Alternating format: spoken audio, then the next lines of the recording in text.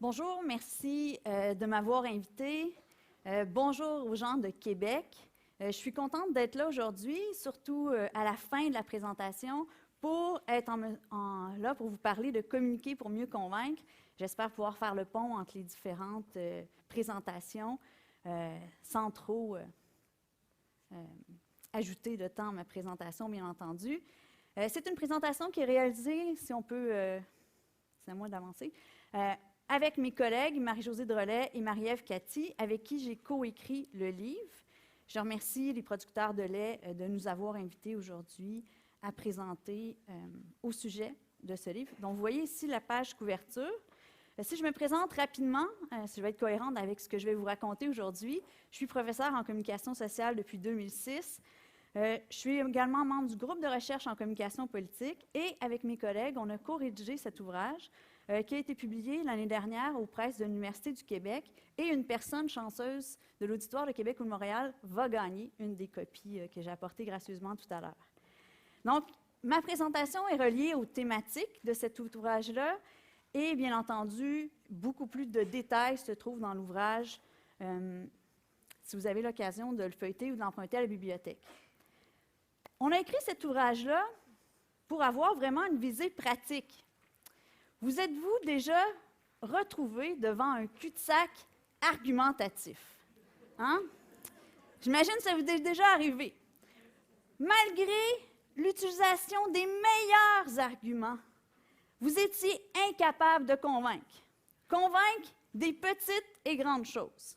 Le plus jeune de faire son lit, le plus vieux de vider le lave-vaisselle, votre conjoint et votre meilleur ami de venir à Paris et non à Cuba, votre collègue de participer à l'un de vos projets, un client ou un administrateur d'école de l'idée d'adopter des saines habitudes de vie, votre patron de vous donner une augmentation de salaire.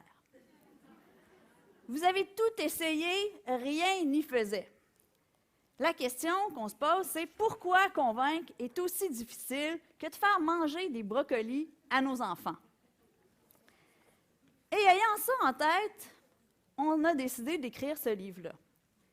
La question qu'on se pose, c'est pourquoi convaincre, c'est si difficile? Et c'est là que vous avez l'occasion de répondre. Est-ce que c'est parce que les êtres humains sont attachés à leurs idées? Est-ce que c'est parce que changer ses attitudes demande des efforts? Est-ce que c'est parce que les êtres humains ne sont pas aussi rationnels qu'on le pense? Changer d'idée choque parfois nos valeurs, notre éthique, ou parce que ça demande de la préparation? Allez-y, je vous demande de répondre. S'arrête. Vous avez raison. Convaincre est difficile pour toutes ces réponses. Parce que convaincre des êtres humains, on convainc des gens qui sont attachés à leurs opinions. On sait bien que le club de hockey du Canadien de Montréal, c'est le meilleur club de hockey si vous parlez à vos conjoints. Que le sucre fait grossir, que les végétariens ont beaucoup moins de fun que les carnivores, et que l'exercice, c'est bon pour la santé. On a tous des idées, des opinions par rapport à certaines choses. On en discutait d'ailleurs ce midi. Parce que changer ses attitudes et ses comportements, comme l'expliquait Marie-Ève, ça demande des efforts. Qui n'a pas pris de résolution de premier de l'an qui était oubliée à la Saint-Valentin, c'est-à-dire hier? Qui, parmi vous, levez la main? C'est assez rare qu'on ne prend pas de résolution qu'on a déjà oubliée. Changer d'attitude, c'est difficile. Changer de ses comportements aussi. On pense souvent avec la tête, mais on décide avec le cœur. Les êtres humains ne sont pas aussi rationnels qu'on le pense. C'est pour ça qu'on fait des campagnes qui vont faire appel à différents facteurs, autant des facteurs rationnels qu'émotionnels. Parce que changer ses idées, ça choque souvent nos valeurs. Si vous tombez sur un livre qui est contre le lait, puis vous travaillez pour les producteurs laitiers, vous allez dire, bien moi, je ne vais pas changer d'idée à ce sujet-là. C'est la même chose, par exemple, avec la question des campagnes de vaccination. Ça va choquer nos valeurs, ça va choquer nos idées de dire on est pour ou contre la vaccination. Donc, ça donne une dimension encore plus difficile à ajouter à pourquoi c'est difficile de convaincre. Parce que ça demande de la préparation. Qui oserait demander une augmentation de salaire à son patron sans s'être préparé? C'est la même chose quand j'enseigne. Ça fait 15 ans que j'enseigne, mais je dois me préparer avant chaque cours. Donc, c'est un peu comme faire la distance Québec-Montréal. Il faut toujours se préparer, puis on ne peut pas jamais faire ça plus vite qu'un certain nombre de minutes. Donc, c'est pour ça qu'on a écrit ce livre-là, considérant aussi que les professionnels de la santé doivent maintenant argumenter dans un nouveau contexte où ils ont plusieurs défis à relever. Quels sont ces défis-là? L'idée de devoir, et on l'a vu depuis ce matin, présenter et essayer de convaincre des publics variés, des clients, des familles, des directeurs d'école, des professeurs, des parents lettrés, des parents pas lettrés, des institutions, comme les ministères qui coupent actuellement dans les subventions aux écoles, dans les subventions pour la santé, et des organismes privés, dépendamment pour qui on travaille. Tous ces gens-là ont des objectifs, ont des valeurs, ont des attentes différentes, puis on doit à chaque fois essayer de les convaincre, et c'est ce pourquoi c'est un défi pour les professionnels de la santé aujourd'hui. On a aussi des clients plus renseignés, grâce aux merveilles d'Internet qu'on peut avoir sur notre téléphone cellulaire. Qui ne s'est pas déjà diagnostiqué une méningite, une appendicite, en mettant ses symptômes sur Internet? Donc, vous devez faire face à des gens qui sont plus habitués à aller chercher des informations. Et je parlais aux deux professeurs qui étaient responsables des déficiences intellectuelles et de la question de travailler en éducation. Ils ont à faire face à des parents qui ont diagnostiqué leurs enfants, TDAH, etc., grâce à Internet. Donc, dans certains cas, ça peut aider. Dans certains cas, ça peut être aussi une nuisance. Et aussi, grâce aux médias sociaux et à tout ce qui se passe, on a des gentilles vedettes comme Gwyneth Paltrow ou Jacinthe René qui nous offrent toute une série de conseils sur l'alimentation qui parfois sont bénéfiques, mais parfois sont faux. Et des nouveaux régimes, le juicing, le régime des soupes, le régime sans vegan. Donc, on a affaire avec des gens qui sont renseignés, parfois d'une bonne façon, mais parfois où on doit déconstruire des mythes alimentaires avec eux. Le défi de changer les comportements et les attitudes, comme on le démontrait tantôt, le pourcentage de gens qui vont mettre en pratique les changements alimentaires, les changements de comportement est beaucoup moins élevé qu'on le pense. Donc, changer ses habitudes de vie, c'est difficile. Il faut changer aussi des fois l'environnement pour que ça fonctionne. Donc, comment intégrer plus de produits laitiers, comment intégrer des fruits et légumes. Il faut aussi y avoir accès, il faut aussi être intéressé par ça. Parce que aussi, vous avez maintenant, avec les ordres professionnels avec lesquels vous travaillez, des demandes qui sont celles de devoir faire ce qu'on appelle de l'advocacy, de devenir l'avocat de celui pour qui vous défendez les droits des patients, le droit aussi des clients que vous défendez, que ce soit par exemple en alimentation, en lien avec les sciences infirmières ou en lien par exemple avec l'hygiène dentaire. Ce sont aussi des nouveaux rôles auxquels vous n'êtes pas habitués. On ne vous a pas nécessairement formé à l'école pour avoir un rôle qu'on appelle plus politique ou plus médiatique, un rôle où on doit convaincre. Vous êtes super bon ou super bonne, dans le cas si on fait le féminin l'emporte, c'est certain aujourd'hui, à faire des jugements cliniques, mais moins, dans certains cas, à communiquer ou à plaider dans un certain sens et à s'adapter à ça, d'où la thématique de communiquer aujourd'hui. Donc, vous n'avez pas de formation et c'est ça pourquoi nous, on a décidé de développer des outils en lien avec tout ça. Nos outils se basent sur une matière ancienne qui s'appelle la rhétorique. Rhétorique qui est souvent perçue négativement par les gens, un peu comme la publicité dans certains cas. La publicité, c'est souvent pas le problème, c'est les arguments qu'on utilise dans la publicité qui peuvent être problématiques. Un peu comme la politique n'est pas nécessairement problématique, c'est les politiciens qui la font qui peuvent poser des problèmes. Donc, la rhétorique qu'on voit, nous, comme l'art de convaincre dans le respect de l'autre et dans l'écoute de l'autre. Donc, on est retourné aux sources des auteurs et aux auteurs plus contemporains pour refaire un guide où on parle d'argumentation puis de convaincre. L'idée, c'est de convaincre sans manipuler, convaincre en respectant l'autre dans ce contexte-là. Et c'est ça pourquoi j'ai été invitée aujourd'hui. En revenant à ces sources-là, on va convaincre en respectant l'autre, en tenant compte du contexte, en tenant compte de la personne qui parle, puis en tenant compte aussi de notre rôle en tant que communicatrice pour présenter ces arguments. Et la commande que j'avais, c'était de comment construire des arguments convaincants dans le contexte du travail que vous avez en lien avec les producteurs laitiers, notamment dans les écoles. Donc, c'est de ça dont je vais vous parler aujourd'hui. C'est ce pourquoi j'ai fait ces recherches-là. Construire des arguments convaincants, on fait ça comment? D'une variété de façons. Une des façons, c'est de bien connaître son auditoire.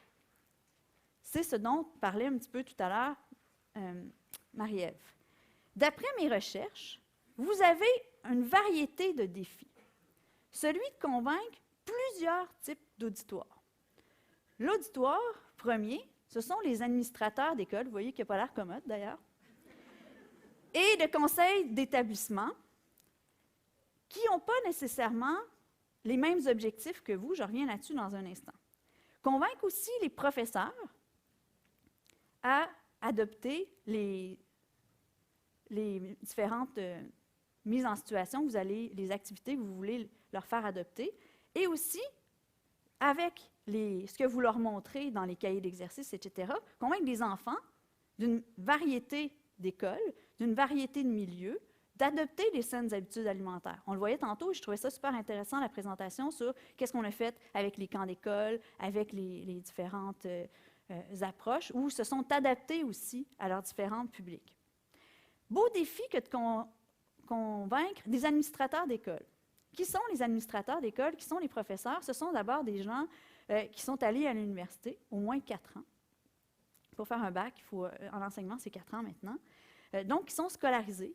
Les professeurs d'école viennent aussi de milieux de la classe moyenne supérieure. Donc, pour qui toute une série de choses relèvent de l'évidence. D'abord, manger 3 repas par jour quand tu viens de la classe moyenne supérieure, c'est normal. Manger plus ou moins équilibré dans certains cas aussi. Donc, ce sont des gens pour qui il y a des choses qui relèvent de l'évidence. Et là, vous voulez les convaincre de l'importance d'adopter des saines habitudes alimentaires. Dans certains cas aussi, ce sont les administrateurs d'école, des gens qui ont mis en place des programmes, comme celui des petits déjeuners, et ils y croient dans ce contexte-là. Donc, ça, vous allez pouvoir travailler là-dessus, parce qu'ils voient déjà la différence et l'impact que peuvent avoir ces petits déjeuners-là sur les élèves qui les utilisent. Par contre, ce sont aussi des acteurs incontournables. Si vous n'arrivez pas à convaincre ces gens-là, vous n'arriverez pas à faire mettre en pratique toutes les choses que vous voulez leur montrer. Ils sont aussi des gens qui n'ont pas juste vous à écouter. Dans certains cas, on m'a dit que vous aviez 10 minutes pour essayer de les convaincre. C'est pas long, 10 minutes. Mais en 10 minutes, on peut dire beaucoup de choses. Ça fait déjà plusieurs minutes que je parle, j'en ai déjà dit beaucoup, mais il faut essayer de convaincre. Donc, on veut convaincre les administrateurs d'école. Qui sont-ils? Ils sont responsables de tout ce qui se passe à l'école. Ils ont donc beaucoup de travail à faire, ils doivent coordonner des équipes, ils ont le défi de travailler de façon concertée avec les conseils d'établissement, avec les parents, avec les partenaires. Donc, ce sont des gens occupés. Même chose pour les professeurs, qui sont aussi très scolarisés, qui aussi viennent de la classe moyenne, pour qui les saines habitudes alimentaires ne sont pas nécessairement questionnées.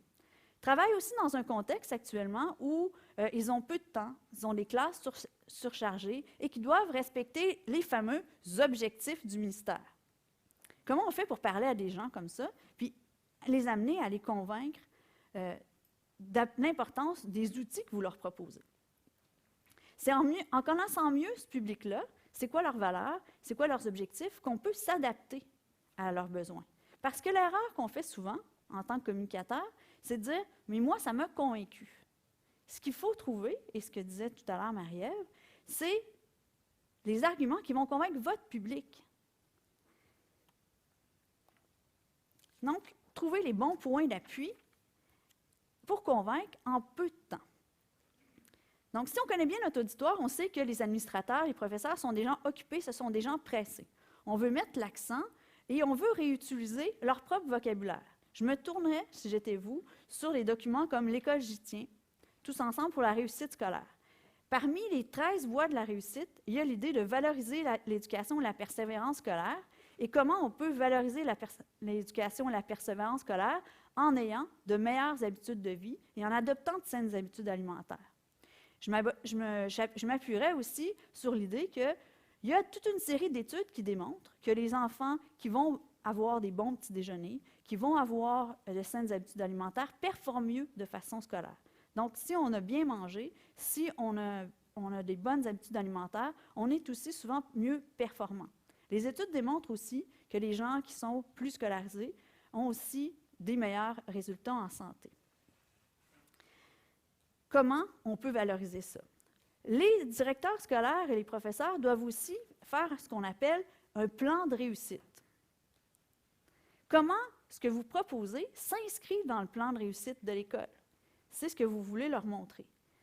Et réutiliser le même vocabulaire qu'eux, qui sont des vocabulaires qui vont sonner une cloche.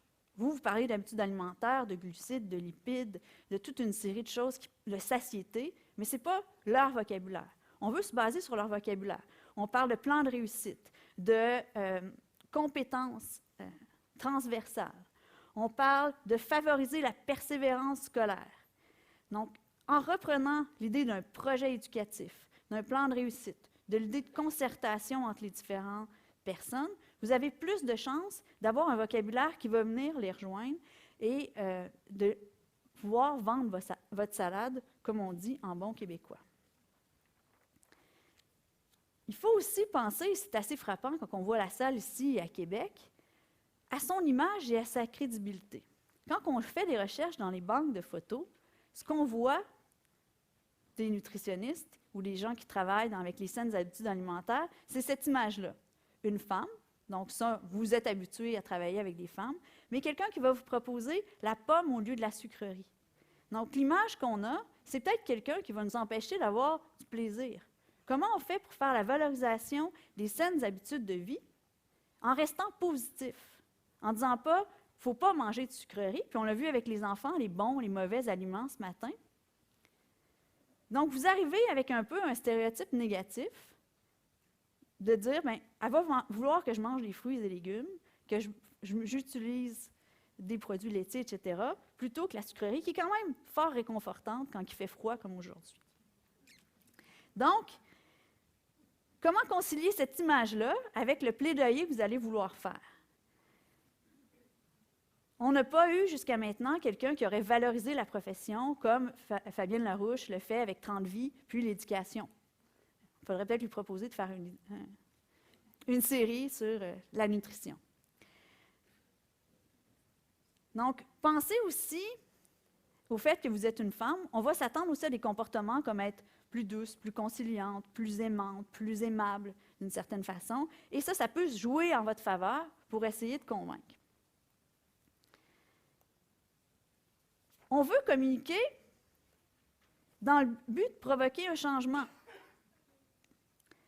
Donc, un changement chez les administrateurs d'école. Comment les jeunes vont participer au projet?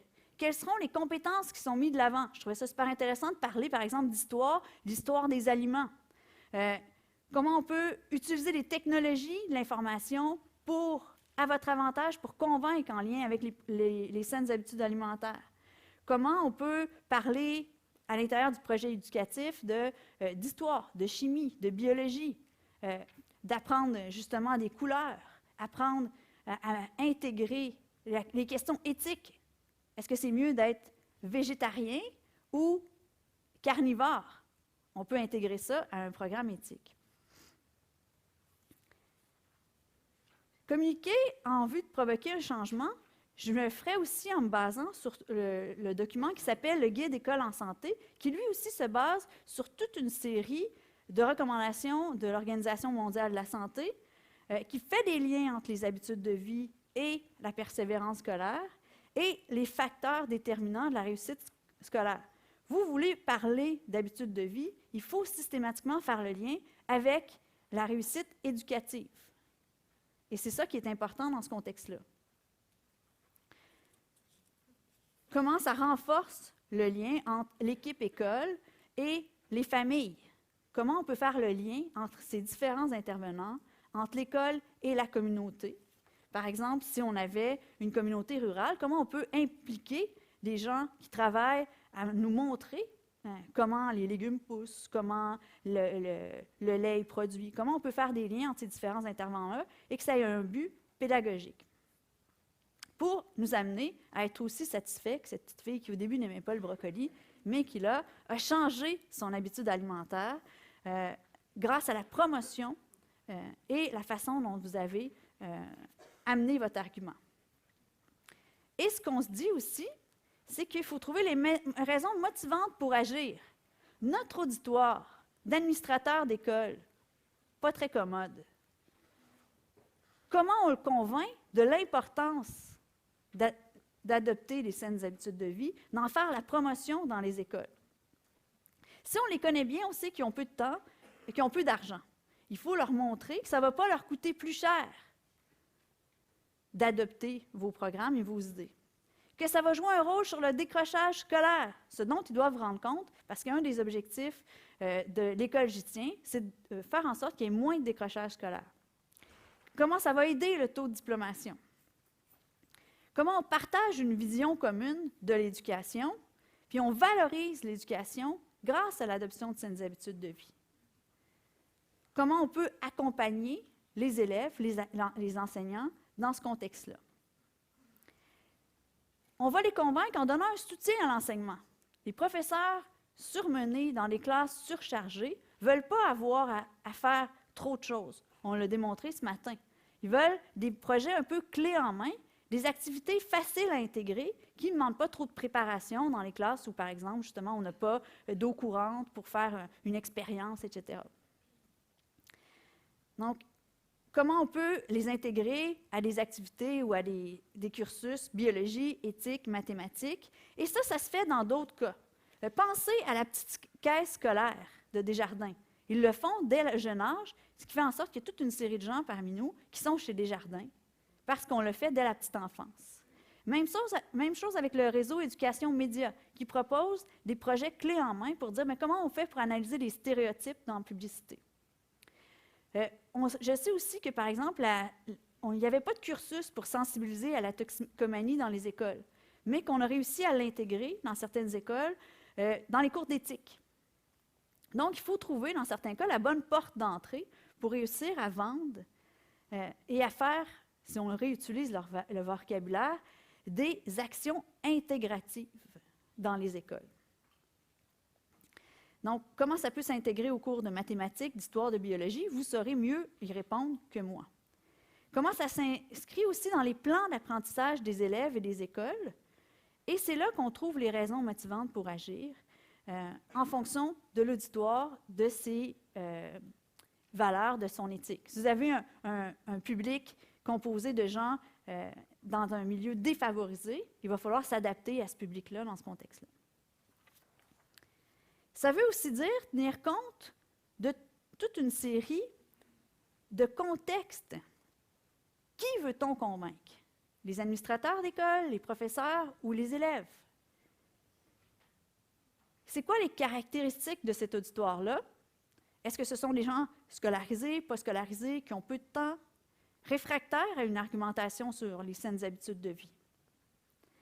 Où est-ce que l'argumentation va avoir lieu?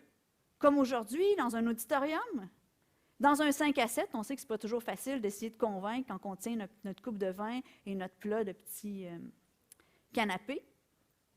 Est-ce que c'est à la fin d'une journée, au début d'une journée, quand on est en concurrence avec d'autres intervenants? Donc, vous êtes les intervenants en santé qui devez convaincre en même temps que les intervenants en activité physique, que les intervenants en santé mentale. Donc, vous êtes en compétition avec toute une série d'arguments. Quand on va le faire? Est-ce que c'est le moment le mieux choisi? Est-ce que c'est favorable à l'argumentation? Qu'est-ce qu'on vise? Donc, un message simple. Quel message veut-on transmettre? Donc, c'est quoi la thèse qu'on défend? Et comment on va le faire? Est-ce qu'on va vouloir le faire par écrit? Qui n'a pas fait une erreur, une bévue en essayant de convaincre par courriel? Par des médias sociaux qui sont très importants? Facebook, Twitter, dans un groupe de discussion, à l'oral devant un public, un à un devant une personne, ou devant un grand groupe ou devant un conseil d'administration, tout ça, ça vient influencer aussi la façon dont on va devoir être en mesure de convaincre. Donc, vous allez me dire, Mireille, tu nous dis depuis le début que pour convaincre, il faut mettre l'accent sur le rationnel. Et c'est là que vous allez me répondre si c'est vrai ou si c'est faux. 34 me disent que c'est vrai et 66 me disent que c'est faux. Vous avez raison, mais je vous donne la raison pour laquelle moi j'estime que c'est faux. C'est faux parce que pour convaincre, il faut mettre l'accent, si on reprend les dimensions rhétoriques, autant sur la logique, le logos, donc le rationnel, le pathos ou l'éthos. Je vous raconte, parce que là, je ne veux pas vous perdre, il commence à se faire tard. On veut mettre accent autant sur la logique, donc c'est quoi les arguments à faire, qu'on veut vraisemblables, réels, des vraies solutions, par exemple, ajouter un fruit à chaque repas, boire du lait après le sport, marcher pour aller au travail, prendre l'ascenseur au lieu de l'escalier, prendre l'escalier au lieu de l'ascenseur. Hein? On veut utiliser des arguments rationnels, mais aussi des arguments émotionnels. Parce qu'on le disait au début de la présentation, on pense avec sa tête, mais on décide souvent avec le cœur. Mais quand on parle de pathos, souvent on pense à l'image négative. Mais les émotions, ça peut être aussi positif. Ça peut être très positif pour le changement de comportement. Être fier d'avoir réussi à arrêter de fumer. Être fier d'avoir réussi à s'inscrire à un cours de yoga. Le plaisir de se sentir bien quand on a mangé des bons aliments. La colère découpe en éducation. On peut s'en servir aussi de ça. La révolte ou l'indignation ou la peur de tomber malade, c'est ce dont on fait le plaidoyer souvent quand on fait du marketing social. On veut se servir de tous ces éléments-là et aussi de sa propre intervention en tant que personne, à la fois en se présentant adéquatement, en trouvant les bons arguments et en trouvant les bons arguments éthiques en lien avec votre profession pour bien convaincre. Tenir compte de tous ces éléments-là, de ces trois dimensions de la persuasion, augmente les chances de persuader les gens et de faire en sorte que les gens soient aussi souriants que dans ma photo. Pour ça, on propose la méthode idéale pour développer des arguments convaincants. On a appelé ça idéal pour faire un clin d'œil à tous ceux qui ont développé, si vous vous intéressez à la rhétorique, des modèles. Souvent, il va y avoir des modèles. Tantôt, on parlait des 4 P du marketing social. Ça s'inspire des typologies argumentatives. Notre intention, c'est de proposer une méthode qui était conviviale, facile à utiliser et à retenir. L'idée d'un idéal régulateur pour la profession. Qu'est-ce qu'indique chacune de ces lettres-là? Les deux premières sont mutuellement exclusives, les autres peuvent être combinées. Un, pour induction, c'est l'idée de partir d'exemples et de partir de ces exemples-là pour donner une image. Donc, tantôt, on parlait souvent, on va donner l'exemple aux gens, on va utiliser des analogies.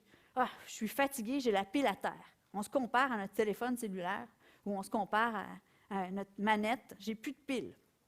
Le cerveau a un ordinateur qui peut être programmé et reprogrammé. Le plan de réussite de l'école, comme un match de hockey. Un match de hockey, ça utilise plusieurs intervenants, plusieurs types de joueurs, des attaquants, des défenseurs, etc. Comme un match de hockey, ça implique du plaisir, du travail, mais aussi de l'adversité. Donc, comparer ça, ça nous permet de faire mieux comprendre. Et c'est ce que vous faites tous les jours quand vous essayez d'expliquer l'importance des saines habitudes de vie. Vous fonctionnez souvent par induction sans savoir que c'est ça que vous faisiez. Par déduction, donc, c'est d'utiliser, par exemple, des faits pertinents, des explications, des études pour dire, déduire qu'un enfant qui a le ventre plein va mieux réussir à l'école. Les études prouvent que les gens qui font de l'exercice ont aussi un meilleur taux de réussite. Que les saines habitudes de vie vont avoir aussi une influence sur le développement cognitif, affectif et physiologique, par exemple aussi des enfants handicapés. Ça, c'est la déduction. Les arguments d'autorité, ce sont les arguments qui vont être basés sur des études, les études et des autorités que vous connaissez, mais aussi que les gens que vous tentez de convaincre connaissent. Le Guide alimentaire canadien, l'Organisation mondiale de la santé, le docteur Béliveau contre le cancer. Tout le monde l'a déjà vu à la télé. Et vous savez qu'il peut y avoir aussi des autorités qu'il va falloir contre-expertiser. Donc, c'est là qu'entrent les vedettes, Gwyneth Paltrow, Jacinthe René et autres, qui vont faire la promotion d'habitudes de vie, des fois, dont vous allez devoir défendre d'une certaine façon. La logique, donc, c'est l'idée de dire, bien, si je fais de la course à pied, je suis en santé. Si je ne fais pas de course à pied, je ne suis pas en santé. Tout le monde sait qu'on peut faire d'autres sports que la course à pied pour être en santé. Et les arguments éthiques qui respectent votre code déontologique, qui respectent aussi la personne qu'on cherche à convaincre. Donc, dans notre livre, on donne toute une série d'exemples, de façons d'expliquer ces arguments-là. Pourquoi on a créé cette typologie-là? C'est pour être en mesure de développer des arguments et de repérer les erreurs chez les gens. Si vous connaissez la méthode idéale, vous allez être en mesure aussi de déconstruire et de vous parer aux objections des gens que vous voulez convaincre. C'est ce qu'on explique et on suppose. Parce que pour nous, maîtriser l'ABC de l'argumentation, c'est opter pour le pouvoir positif des mots et des idées. Pourquoi? Pour être en mesure de passer de notre cul-de-sac argumentatif et de pouvoir voguer sur l'autoroute de la persuasion en toute confiance. Pour être en mesure de trouver les meilleurs arguments pour convaincre des petites et grandes choses. Votre plus jeune de faire son lit, votre plus vieux de vider de la vaisselle, votre conjoint de venir à Paris, votre collègue d'embarquer dans votre projet, votre patron de vous donner une augmentation de salaire et surtout pour convaincre de l'importance d'adopter des saines habitudes alimentaires. Donc, merci beaucoup pour votre attention.